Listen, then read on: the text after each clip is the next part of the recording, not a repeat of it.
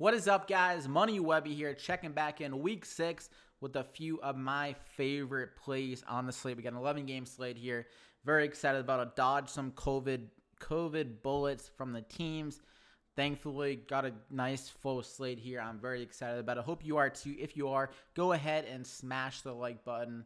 I would really appreciate that. It really helps us out, get some more eyes on the videos. Hope you guys stick around in the future. Hit the subscribe button if you want to continue to get these videos to drop in your feed. I write articles for the Fantasy Points website, the best site out there for all the information you need in one spot. The research tools are second to none. Expected fantasy points, schedule adjusted points allowed, DFS wide receiver schedule adjusted points allowed for like wide receiver 1, wide receiver 2, wide receiver 3, a little bit more expanded ownership projections. And then we got the full projections for weekly projection, DFS, season, rest of the season. The articles, if you look here, seasonal content, DFS betting, even if you're interested in buying cards, pretty much anything that you can ask for as a football fan in one spot. We got podcasts that cover matchup breakdowns, DFS full breakdowns. If you search Fantasy Points on the podcast app or whatever thing you have, that will come up with all the different podcasts. And we have the live streams here on the site that are for the subscribers only. There is a discount to get in now, so definitely go ahead and do that so you're not missing out. You get Webby10 should be still an active promo code. If you check that out for 10% off your subscription, so definitely do that because you're missing out. Let's hop right into it, though. Let's not waste any more time. We got some players to cover. Tom Brady, the GOAT, first up here at 6,500. A solid salary. I think this is a perfect spot for him. He has been pretty fairly game script dependent. He's been able to hit more just passing attempts, which is obviously great to see in more shootout type games, and we're getting them trending in a direction where they're kind of being more pass heavy to begin with. Against the Saints, they were down a good amount, only 36 pass attempts, so wasn't able to kind of reach his full potential, I would say. 22 DK points, not bad, but recently 41 against the Bears. It was pretty competitive. The Bucs were leading, I believe 13-0, I want to say, and against the Chargers, that was a game that's kind of what I could see here, though. Could potentially be coming from behind. If not, I think this game will be neutral game script. I don't see the Bucs getting up too big. So I think Tom Brady, perfect spot for him to get over 40 passing attempts. He's got his full weapons back, Godwin back. Scotty Miller and Mike Evans should be healthier here. And like I said, it should be a shootout here, I think, against the Green Bay Packers. The two legends, Tom and Aaron Rodgers, it's not too often you see them matching up. So this could be one for the ages here, especially with Tom on the Bucs, which will be funny to see. So that's my favorite play at quarterback, and you can stack him up with Chris Godwin. I'll just mention that now while we're on that game. The point total is around 55 points for the over-under, so a projected high-scoring game. And the spread is around 2 points, projected to be fairly competitive, close. Don't need to worry about Ronald Jones stealing too many opportunities for Tom Brady, I think. And Godwin is the best matchup just on paper for this game. Jari Alexander has been very elite as a shadow corner on the outside, and he'll likely see Mike Evans for the majority of the game, if not like half of the game. I don't know if they'll full-on shadow them, but I would expect them to do that because that would make sense in my mind, shadow him on Mike Evans. So Chris Godwin in the slot against Will Redmond, or even when he is lined up as the right wide receiver against a slower Kevin King. I think Godwin can expose that matchup. And Tom Brady, he is kind of a matchup type of guy. If he knows there's a weakness on the defense, he's going to be looking that way and peppering Godwin here. So I think he'll get over 10 targets. This is assuming that Godwin isn't playing this game less than 100% still, as that wouldn't be great, obviously, for him to see an upside type game. But I think it's coming here in the shootout, like I said. Best matchup on the field. I'm going to go with Chris Godwin, a little bit of a mini stack there. And if you could go Mike Evans. I mean, it's not like Jari Alexander just is going to be like 100% locking down Mike Evans. Mike Evans still is a freak, can easily get his in that matchup. But I think Godwin is the one I feel safer about of the two if you wanted to do a mini stack there with Tom and Godwin. And then at running back, let's go back there. First guy I wanted to mention was Alexander Mattison. His name sounds like he was like an ex-president almost, but I think he's going to be making people some presidents, some dollar bills here on this week at 7,200. Salary obviously priced up, but like for good reason. Against the Falcons, this defense is a joke. Pretty much any position can go off against them. But what the Vikings do, they're gonna be force feeding Madison in the Dalvin Cook role. I think he'll get around 25 plus touches here in this game. I don't know how confident they feel with giving Mike Boone a lot of touches. Mike Boone isn't bad though. I mean, he could honestly be a pivot off Alexander Mattison if Madison just like somehow sucks in this matchup, which I doubt it, but there's always a slight probability of that happening. But at 7,200 here, Vikings run first offense. It should be a fairly high scoring game, and the running backs do have that added upside against the Falcons linebackers as they allow a good amount of work through the receiving game. We saw that last week with Mike Davis, who had 9 grabs for 60 yards. But this is my second running back that I wanted to mention. The two backup workhorses here, Madison and Mike Davis. If you told me earlier in the year that I would be recommending them as the higher salary running backs, probably would have told you were crazy. But here we are. Mike Davis, been an absolute stud this year. Hashtag running backs don't matter.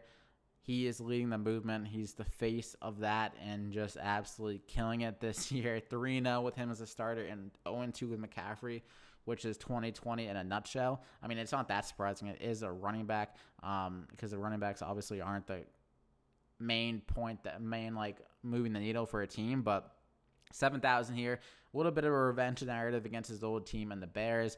I think his usage is just way too good. His target rate has been crazy. The snap rate has been great, around 77%. And the opportunities, I mean, you always want to target running backs more often than not that are involved in the receiving game. And Mike Davis is exactly that. He's not dependent on the game script and very involved in the red zone to begin with. The last 3 games as a starter, over 20 DK points in all of them.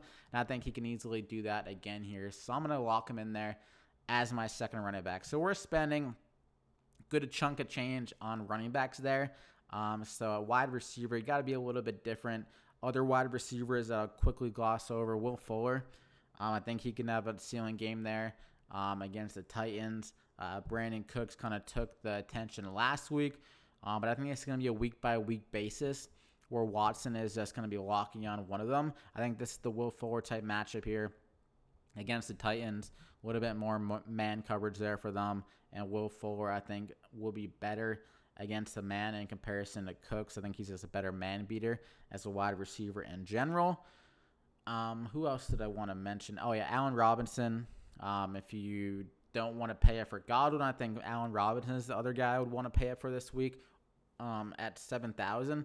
Been an absolute target hog with Nick Foles at quarterback. 16, 10, and 13 most targets by any wide receiver over the last 3 games. He's 4th in air yards over the full season. He's the 2nd most targets per snap.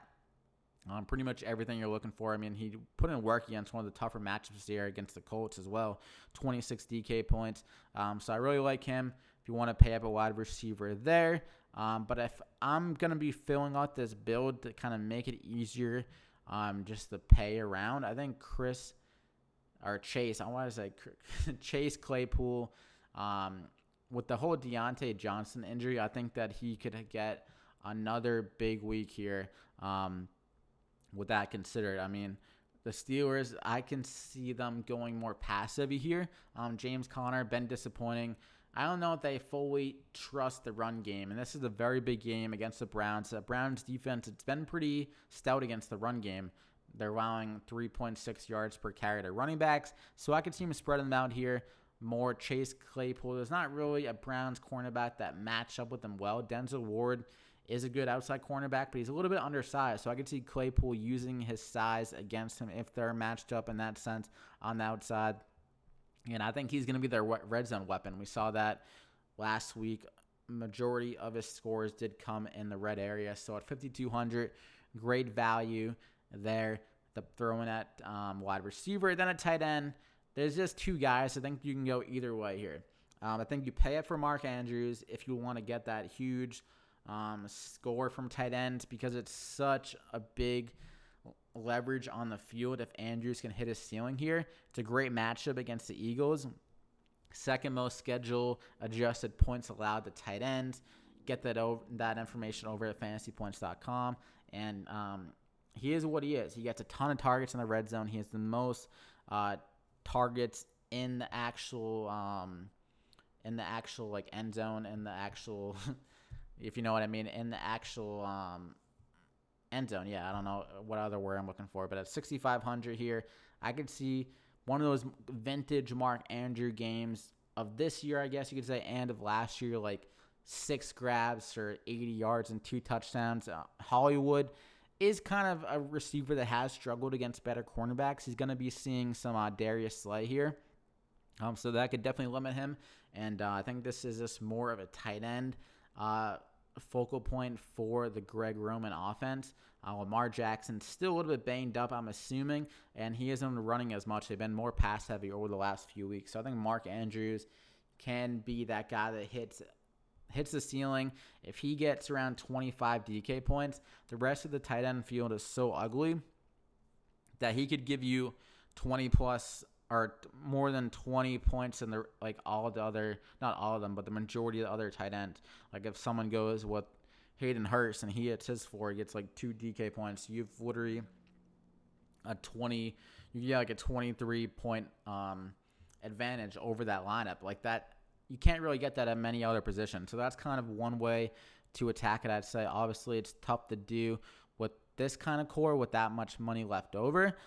Trey Burton is the other guy. He's going to be pretty chalky, I would imagine, with Mo Alley Cox ruled out. But he's been trending in the right direction the last few weeks. 6 targets, 5 targets, and now a very good matchup against the Bengals defense that's been pretty famous for sucking against everyone, but a majority of tight ends over the last year and a half or so. Pretty big sample size. They haven't been good against tight ends.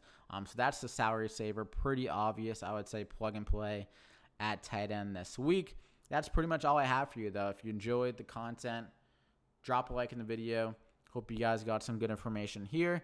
Subscribe to the channel if you aren't already to continue to get more of these videos. And like I said, go ahead and check out fantasypoints.com. Even if you're not too interested, make an account, get some of the free content.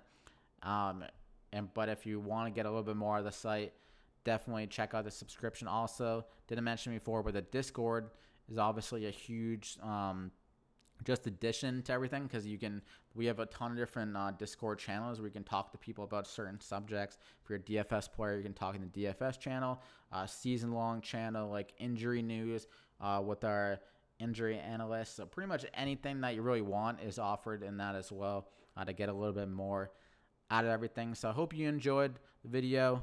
Good luck this week, guys, and we'll see you back here again next time.